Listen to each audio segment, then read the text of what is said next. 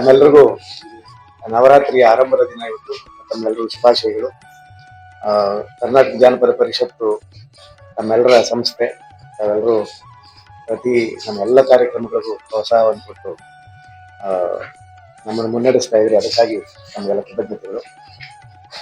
ಈ ವರ್ಷ ಕೂಡ ಪ್ರತಿ ವರ್ಷದ ರೀತಿಯಲ್ಲಿ ದಸರಾ ಉತ್ಸವವನ್ನ ನಾವು ಆಚರಣೆ ಮಾಡ್ತಾ ಇದ್ದೀವಿ. ದೊಡ್ಡ ಪ್ರಮಾಣದಲ್ಲಿ ಅಲ್ಲದೇ ಇದ್ರು ಇವತ್ತು ನಾವು ಬೊಂಬೆಗಳ ಪ್ರದರ್ಶನವನ್ನು ಉದ್ಘಾಟನೆ ಮಾಡ್ತಾ ಇದ್ದೀವಿ. ಸುಮಾರು ಕಳೆದ 8-10 ವರ್ಷದಿಂದ ಸಂಗ್ರಹ ಮಾಡಿರ್ತಕ್ಕಂಥ ಬೊಂಬೆಗಳಿವೆ. ವಾಸ್ತವವಾಗಿ ಇನ್ನೂ ಇಷ್ಟು ಬೊಂಬೆಗಳಿವೆ, ನಮ್ಗೆ ಜಾಗ ಸಾಕಾಗ್ತಾ ಇಲ್ಲ ಇಷ್ಟು ಬೊಂಬೆಗಳನ್ನ ಇಡ್ಲಿಕ್ಕೆ. ಆದ್ರೆ ಮುಂದಿನ ವರ್ಷದಿಂದ ನಾವೇನ್ ಅನ್ಕೊಳ್ತಾ ಇದೀವಿ ಅಂದ್ರೆ, ನಮ್ಮ ಓಪನ್ ಥಿಯೇಟರ್ನ ಭಾಗದ ಜಾಗ ಏನಿದೆ, ಒಂದು ದೊಡ್ಡ ಹಾಲ್ ಮಾಡಿದ್ದೀವಿ.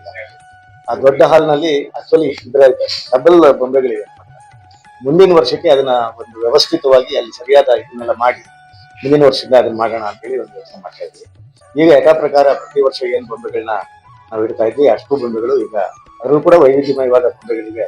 ಅದರ ವಿವರಗಳನ್ನು ಕೂಡ ಇಲ್ಲಿ ಕೊಟ್ಟಿದ್ವಿ. ಆ ಬೊಂಬೆಗಳ ಉತ್ಸವ ಇವತ್ತಿನ ಆರಂಭ ಆಗಿ ಸುಮಾರು 1 ತಿಂಗಳ ಕಾಲ ಸತತವಾಗಿ ಇರ್ತದೆ. ಜಾನಪದ ಲೋಕಕ್ಕೆ ಬರುವಂತ ಎಲ್ಲ ಅಂದ್ರೆ ಏನ್ ಬರ್ತಾರೆ ಪ್ರತಿ ವರ್ಷ ಅವರಲ್ಲದೆ, ಪ್ರತಿದಿನ ಬರೋರಲ್ಲದೆ, ರಾಮನಗರ ಮತ್ತು ನಮ್ಮ ಸುತ್ತಮುತ್ತಲಿನ ಜಿಲ್ಲೆಯವರು ಕೂಡ ಎಲ್ಲರೂ ಸ್ಥಳದಲ್ಲಿ ಬರಬೇಕು ಅಂತ ನಮ್ಮ ಅಪೇಕ್ಷೆ. ಸೊ ಅದಾಗಿ ಅವರು ಬರಬೇಕು ಅಂತ ನಾನು ಈ ಸಂದರ್ಭದಲ್ಲಿ ಕೇಳ್ಕೊಳ್ತಾ ಇದ್ದೀನಿ. ಮುಖ್ಯವಾಗಿ ಪ್ರತಿ ವರ್ಷದಂತೆ ಈ ವರ್ಷ ಈ ಜಾನಪದ ದಸರಾವನ್ನು ಆಚರಿಸ್ತಾ ಇದ್ದೀವಿ. ಮತ್ತು ಕೊನೆಯ ದಿವಸ ನಾವು ಬನ್ನಿ ಪೂಜೆಯನ್ನ ಮಾಡೋದು ಮತ್ತೆ ಬನ್ನಿಯನ್ನ ಎಲ್ಲರಿಗೂ ಹಂಚೋದು, ಆ ಒಂದು ಕಾರ್ಯಕ್ರಮ ಕೂಡ ಇರ್ತದೆ. ಅದು ಯಥಾಪ್ರಕಾರವಾದಂತ ಒಂದು ಪೂಜೆ. ಮುಖ್ಯವಾಗಿ ತಮ್ಮೆಲ್ಲರೂ ಒಂದು ವರ್ಷಕ್ಕೊಂದ್ಸಲ ನಾವು ಈ ರೀತಿಯಲ್ಲಿ ಭೇಟಿ ಮಾಡ್ತಾ ಬಂದಿರುವಂತ ಒಂದು ಸಂಪ್ರದಾಯ ಇರೋದ್ರಿಂದ ಇವತ್ತು ನಾವೆಲ್ಲರೂ ಒಂದ್ಗೆ ಸೇರಿ ಒಂದು ಸಂವಾದವನ್ನು ಮಾಡಿ ನಮ್ಮ ಜೊತೆಗೆ ಒಂದು ಊಟ ಮಾಡೋಣ ಅನ್ನೋದು ಬಹಳ ಮುಖ್ಯವಾದಂತ ಒಂದು ಉದ್ದೇಶ ಇವತ್ತಿದೆ. ಈ ಸಂದರ್ಭದಲ್ಲಿ ಇನ್ನು ಕೆಲವು ವಿಚಾರಗಳನ್ನ ನಮ್ಮ ಜೊತೆಗೆ ಹಂಚ್ಕೊಳ್ಳೋದಕ್ಕೆ, ದಸರಾ ವಿಚಾರ ಅಲ್ಲದೆ ಹಂಚ್ಕೊಳ್ಳೋದಕ್ಕೆ ನಾನು ಇಷ್ಟಪಡ್ತೀನಿ. ಈ ವರ್ಷ 25-26ನೇ ಸಾಲಿಗೆ ನಮ್ಮ ಡಿಪ್ಲೊಮಾ ತರಗತಿಗಳು ಇವತ್ತಿನಿಂದ ಆರಂಭ ಆಗ್ತಾ ಇದೆ. ಈಗ ನಾವು ಬರೋಕ್ಕಿಂತ ಮೊದಲು ಎಲ್ಲ ವಿದ್ಯಾರ್ಥಿಗಳು ಇಲ್ಲಿ ಬಂದು ಈಗ ಅವ್ರ ಬೊಂಬೆ ಮನೆ ಹತ್ರ ಹೋಗಿದ್ದಾರೆ. ಈ ವರ್ಷದ ವಿಶೇಷ ಏನು ಅಂತಂದ್ರೆ, ಸುಮಾರು 100ಕ್ಕೂ ಹೆಚ್ಚು ವಿದ್ಯಾರ್ಥಿಗಳು ಇದ್ರು. ನಮಗೆ 40 ಜನಗಳನ್ನು ಮಾತ್ರ ತೆಗೆದುಕೊಳ್ಳೋಕೆ ಅವಕಾಶ ಇತ್ತು. 100 ಜನಕ್ಕೂ ಹೆಚ್ಚು ಜನ ಬರ್ತಿರೋದು ನೋಡಿ. ಅಂದ್ರೆ ಕರ್ನಾಟಕದ ಎಲ್ಲ ಭಾಗಗಳಿಂದ ಇಷ್ಟು ಮಟ್ಟಿಗೆ ಅಂದ್ರೆ ಶಿರ್ಸಿ ಮತ್ತು ದಕ್ಷಿಣ ಕನ್ನಡ ಜಿಲ್ಲೆಯಿಂದ ಕೂಡ ಈ ಸಲ ಅಭ್ಯರ್ಥಿಗಳು ಬಂದಿದ್ದಾರೆ. ನಮ್ಗೆ ಹೇಗ್ ಬರ್ತೀವಿ ಇಲ್ಲಿ ಕ್ಲಾಸ್ಗೆ ಅಂತ ಅಂದ್ರೆ, ಇಲ್ಲ ಸರ್ ನಾವು ಹೇಗೋ ಬರ್ತೀವಿ, ವಾರಕ್ಕೆ 2 ದಿವಸ 1 ದಿವಸ ತಾನೆ, ನಾವು ಇಲ್ಲಿ ಬರಬೇಕು, ಇಲ್ಲಿ ಕಲಿಬೇಕು ಅಂತ ಹೇಳಿ ಆಸೆಯನ್ನು ವ್ಯಕ್ತಪಡಿಸ್ತಾ ಇದ್ದಾರೆ. ಅದನ್ನ ನೋಡಿ ನಾನು ಮತ್ತೆ ನಮ್ಮ ಗಂಗೂಬಾಯಿ ಹಾನಗಲ್ ಸಂಗೀತ ವಿಶ್ವವಿದ್ಯಾಲಯದವ್ರ ಜೊತೆ ಮಾತಾಡಿ 2 ಬ್ಯಾಚ್ಗಳನ್ನ ಮಾಡಿ ನಾವು ಮಾಡಬೇಕು. ಯಾಕಂದ್ರೆ ಬಂದವ್ರಿಗೆ ನಿರಾಶೆ ಮಾಡಬಾರ್ದು. ಅನೇಕ ಜನ ಅದ್ರೊಳಗೆ ಯಾವ ರೀತಿ ಅಂತಂದ್ರೆ, ವಿದ್ಯಾರ್ಥಿಗಳಿದ್ದಾರೆ, MA ವಿದ್ಯಾರ್ಥಿಗಳಿದ್ದಾರೆ, ಸ್ಕೂಲ್ ಟೀಚರ್ಸ್ ಇದ್ದಾರೆ, ಕಾಲೇಜ್ ಟೀಚರ್ಸ್ ಇದ್ದಾರೆ, ಲಾ ವಿದ್ಯಾರ್ಥಿಗಳಿದ್ದಾರೆ, IT ಅವರು ಕೂಡ ಒಂದು 3 ಜನ ಇಂಜಿನಿಯರ್ಸ್ ಕೂಡ ಬಂದಿದ್ದಾರೆ. ಅಂದ್ರೆ ಅವ್ರ ಅಷ್ಟು ಆಸಕ್ತಿ ಒಂದು ಜಾನಪದದಲ್ಲಿ ಒಂದು ಡಿಪ್ಲೊಮಾ ಮಾಡಬೇಕು, ಮತ್ತೆ ಏನಾದ್ರು ಕಲೆಗಳನ್ನ ಕಲಿಬೇಕು, ಹಾಡು ಕಲಿಬೇಕು ಅನ್ನೋ ಆಸಕ್ತಿಯಿಂದ ಸುಮಾರು 100ಕ್ಕೂ ಹೆಚ್ಚು ಜನ ನಮ್ಮಲ್ಲಿ ಇಂಟರ್ವ್ಯೂ ಬಂದಿದ್ರು. ಅದರಲ್ಲಿ ಸುಮಾರು 70 ಜನರನ್ನ ಈಗ ಆಯ್ಕೆ ಮಾಡಿ 2 ಬ್ಯಾಚ್ ಒಂದು ವ್ಯವಸ್ಥೆಯನ್ನು ಮಾಡ್ತಾ ಇದ್ದೀವಿ. ಅದೊಂದು ಈ ಸಲದ ಒಂದು ವಿಶೇಷ. ಪ್ರತಿ ವರ್ಷಕ್ಕಿಂತ ಹೆಚ್ಚು ಜನ ನಮ್ಮಲ್ಲಿ ಬಂದಿರೋದೊಂದು ನಮ್ಮೊಂದು ಹೆಮ್ಮೆಯ ವಿಚಾರ ಅಂತ ನಾನು ಅನ್ಕೊಂಡಿದ್ದೀನಿ. ಮುಂದಿನ ದಿನಗಳಲ್ಲಿ ಆಕ್ಚುಲಿ ಜೊತೆಗೆಲ್ಲ ಇಲ್ಲಿ ಹಂಚಿಕೊಂಡಿದ್ದೆ ನಾನು. PhD ಪ್ರೋಗ್ರಾಮ್ ನಾವು ಆರಂಭ ಮಾಡ್ತೀವಿ. ಇಲ್ಲಿ PhD ಕೂಡ ಒಂದು ಸಂಶೋಧನೆ, ನಾಗೇಗೌಡ ಸಂಶೋಧನಾ ಕೇಂದ್ರದಿಂದ ಒಂದು ತೊಡಕು ಇದೆ. ಈಗ UGC ಒಂದು ಹೊಸ ನಿಯಮವನ್ನು ಮಾಡಿದೆ. ಅದೇನಂದ್ರೆ PG ಅಧ್ಯಯನ ಮಾಡಿದೆ ಅಂದ್ರೆ PGಯ ಪಾಠಗಳನ್ನು ಮಾಡದೆ ಬರೋದು, ಅಲ್ಲಿಗೆ ನಾವು PhD ಸೆಂಟರ್ ಕೊಡ್ಲಿಕ್ಕಾಗಲ್ಲ ಅಂತ ಹೇಳಿ ಎಲ್ಲೆಲ್ಲಿ ರಿಸರ್ಚ್ ಸೆಂಟರ್ಗಳಲ್ಲಿ PhD ಕೊಟ್ಟಿದ್ರು ಅಲ್ಲೆಲ್ಲ ಕ್ಯಾನ್ಸಲ್ ಮಾಡ್ತಾರೆ. ಆ ದೃಷ್ಟಿಯಿಂದ ಈಗ ನಾವು ಹೋದ ವರ್ಷ ನಾವು PhD ಆರಂಭ ಮಾಡಬೇಕಾಯ್ತು. ಗಂಗೂಬಾಯಿ ಹಾನಗಲ್ ಯೂನಿವರ್ಸಿಟಿಯಿಂದ ಒಪ್ಪಿಗೆಯನ್ನು ಕೂಡ ಬಂದಿದೆ. UGC ಈ ನಿಯಮಗಳನ್ನು ಜಾರಿ ಮಾಡೋದ್ರಿಂದ ಈ ವರ್ಷಕ್ಕೆ ನಾವು ನಿಲ್ಲಿಸಿದ್ದೀವಿ. ಬಟ್ ಮುಂದಿನ ದಿನಗಳಲ್ಲಿ ನಾವು MA ಆರಂಭ ಮಾಡ್ಲಿಕ್ಕೆ ಸಾಧ್ಯವ ಅಂತ ಹೇಳಿ ಜಾನಪದ ವಿಶ್ವವಿದ್ಯಾಲಯ ಜೊತೆಗೆ ಮಾತುಕತೆ ನಡೆಸ್ತಾ ಇದ್ದೀವಿ. ಕರ್ನಾಟಕ ಜಾನಪದ ವಿಶ್ವವಿದ್ಯಾಲಯ ಒಪ್ಕೊಂಡಿದೆ ಕೂಡ.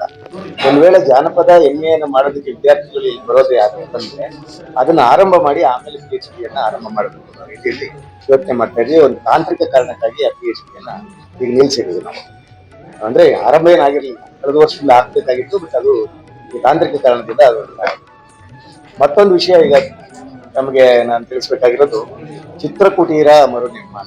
ಈ ನಾಗೇಗೌಡರ ಎಲ್ಲ ಫೋಟೋಗಳು ಮತ್ತೆ ಅವ್ರ ಜೀವನದ ವಿವರಗಳು ಇದನ್ನೆಲ್ಲ ಇಟ್ಕೊಂಡು, ಮತ್ತೆ ಅವರ ಕ್ಷೇತ್ರ ಕಾರ್ಯದ ವಿವರಗಳು, ಯಾವ್ಯಾವ ಕಾಲದಲ್ಲಿ ಯಾವ್ಯಾವ ಟ್ರೈಬ್ಸ್ ಹತ್ರ ಹೋದ್ರು, ಯಾವ ಪ್ರದೇಶಕ್ಕೆ ಹೋದ್ರು, ಅವೆಲ್ಲ ಚಿತ್ರಗಳನ್ನ ಇಟ್ಟು ನಾವು ಒಂದು ಚಿತ್ರಕುಟೀರದಲ್ಲಿ ಮಾಡಿದ್ವಿ. ಅದು ಏನಾಯ್ತು, ಎಲ್ಲ ಬಹಳ ವರ್ಷಗಳ ಹಿಂದೆನೆ ಈ ಕಟ್ಟಡಗಳೆಲ್ಲ ಕಟ್ಟಿರೋದ್ರಿಂದ ಹೆಂಚಿನ ಮನೆಗಳು ಎಲ್ಲೆಲ್ಲಿ ಆಮೇಲೆ ಇದು ಕೋತಿಗಳು ತುಂಬಾ ಆಗೋದು.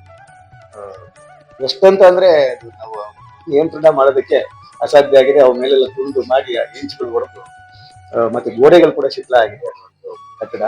ಸೊ ಅವೆಲ್ಲ ಈಗ ನೆನೀತಾ ಇದೆ. ಅದಕ್ಕೆಲ್ಲ ಇದನ್ನ ತೆಗೆದು ಈಗ ರಚನೆ ಮಾಡ್ಕೊಂಡಿದ್ದೀವಿ. ಈಗ ಅದೊಂದನ್ನ ಮರುನಿರ್ಮಾಣ ಮಾಡ್ಬೇಕು ಅಂತ ಹೇಳಿ ಒಂದು ಟೆಂಡರ್ ಎಲ್ಲ ಕರೆದಿದ್ದೀವಿ. ನಿಯಮಾನುಸಾರ ಒಂದು ಟೆಂಡರ್ ಕರೆದಿದ್ದೀವಿ. ಒಂದು ಎಷ್ಟು ಲಕ್ಷ ಆಗ್ಬೋದು, ಅಂದಾಜು ಒಂದು 35 ಲಕ್ಷದಲ್ಲಿ ನಾಗೇಗೌಡರ ಚಿತ್ರಕುಟೀರವನ್ನ, ಅವರ ಜೀವನವನ್ನ ಬಿಂಬಿಸ್ತಕ್ಕಂಥ ವಸ್ತುಗಳು ಮತ್ತು ಛಾಯಾಚಿತ್ರಗಳನ್ನ ಮಾಡ್ತಕ್ಕಂಥ ಚಿತ್ರಕುಟೀರವನ್ನ ಒಂದು 35 ಲಕ್ಷ ರೂಪಾಯಿನಲ್ಲಿ ಹೊಸದಾಗಿ ನಿರ್ಮಾಣ ಮಾಡಬೇಕು ಅಂತ ಹೇಳಿ ಅದನ್ನ ಇವತ್ತು ಟೆಂಡರ್ ಕೂಡ ಕರೆದಿದ್ದೀವಿ. ಅದು ಈಗ ಆಗ್ತಾ ಇದೆ. ಆಮೇಲೆ ನಮ್ಮ ಪುಸ್ತಕಗಳೇನಿದೆ, ನಮ್ಮ ಪ್ರಕಟಣೆಗಳು ಇಲ್ಲಿವರೆಗೆ ಆಗಿರ್ತಕ್ಕಂಥವು ಮತ್ತೆ ಇನ್ನು ಮುಂದೆ ಬರ್ತಕ್ಕಂಥ ಪ್ರಕಟಣೆಗಳನ್ನ ಮಾರಾಟ ಮಾಡೋದಕ್ಕೆ ಸರಿಯಾದ ಜಾಗ ಇದೆ.